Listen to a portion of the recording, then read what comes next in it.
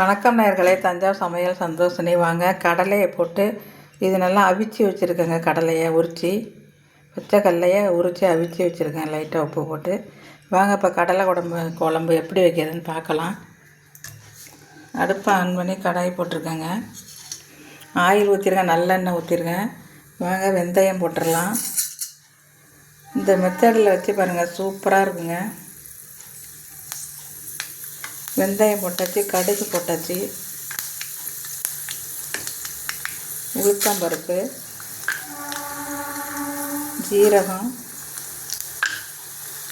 கொஞ்சோண்டு கடலைப்பருப்புங்க.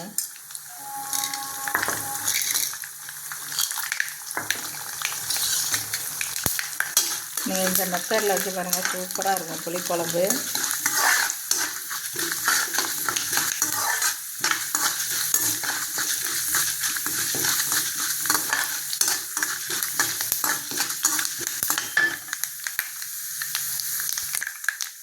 இப்போ வெங்காயம் போட்டுடலாங்க.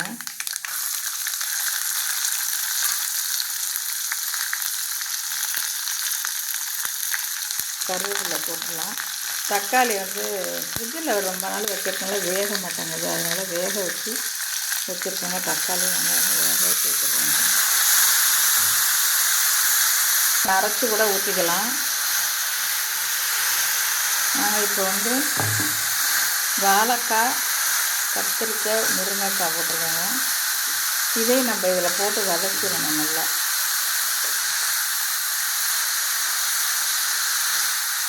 நல்லா கடலையும் போட்டுடலாங்க.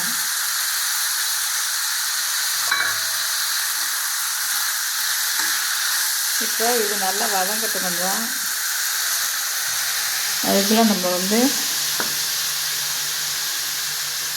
உப்பையும் போட்டுடலாங்க.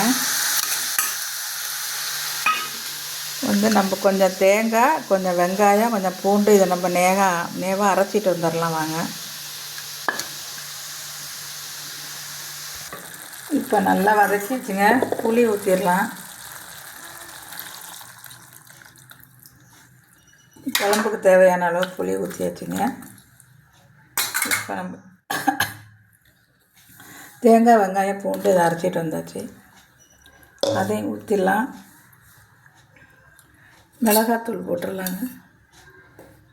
இப்போ குழம்பு மிளகாத்தூள் தாங்க, அதே வீடியோவில் போட்டிருக்கேன் பாருங்கள். எல்லாத்துக்கும் இதே போட்டுக்கலாம். போட்டாச்சுங்க. கொஞ்சம் தண்ணி ஊற்றிடலாம். இப்போ மூடி வச்சிடலாங்க. இப்போ புளிக்குழம்பு ரெடி ஆகிட்டுங்க. கடலை புளிக்குழம்பு ரெடி, சூப்பராக இருக்குங்க. எல்லாம் போட்டு வச்சுருவேன். புளிக்குழம்பு சூடு, அதனால தான் ஜீரகம் சேர்த்துக்கலாம் குளிர்ச்சியாக இருக்கிறதுக்கு. பாருங்க, செமையாக இருக்குங்க. நீங்களும் இந்த மாதிரி வச்சு பாருங்கள். இந்த வீடியோ பிடிச்சிருந்தால் லைக் பண்ணுங்கள், ஷேர் பண்ணுங்கள், சப்ஸ்கிரைப் பண்ணுங்கள். வாழ்க வளமுடன்.